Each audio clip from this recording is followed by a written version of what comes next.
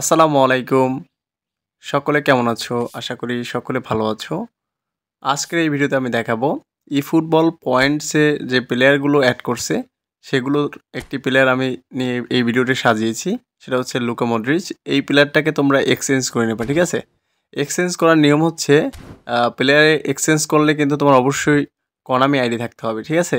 এমনি কিন্তু তুমি যদি Google Playতে মানে লিঙ্ক করা থাকে তাহলে কিন্তু হবে না। তোমার Konami আইডি থাকতে হবে, ঠিক আছে? এই দেখতে পাচ্ছ হচ্ছে লুকা মডরিচ।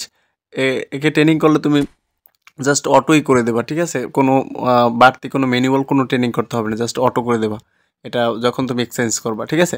এখন এটা হচ্ছে একটা হাইলাইট কার্ড। এই কার্ডটা নিয়ে আমি যদি বলি, এক কথায় অসাধারণ। এটাকে তুমি এএমএ পজিশনেও খেলাতে পারো এবং সিএমএ পজিশনেও খেলাতে পারো।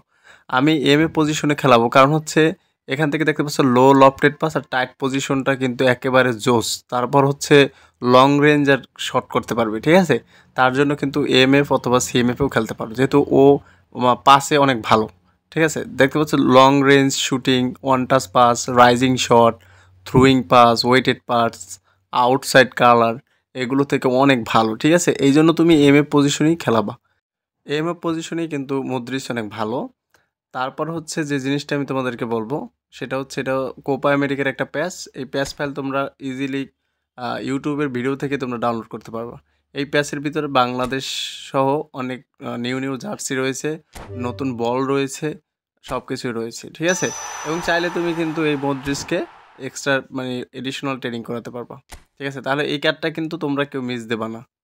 তারপর যে বিষয়টা সেটা হচ্ছে ক্রিস্টিয়ানো রোনালদোর এই কার্ডটা কিন্তু ফুটবলের ডাটাবেজে কিন্তু অলরেডি চলে আসছে। এটা যে কোনো সময় আসতে পারে। তারপর এই লিওনেল মেসির এই কার্ডটা আসার সম্ভাবনা খুবই বেশি। সো এই ছিল ভিডিওটি। ভিডিওটি ভালো লাগলে অবশ্যই চ্যানেলটিকে সাবস্ক্রাইব করে দেবেন। আল্লাহ হাফেজ।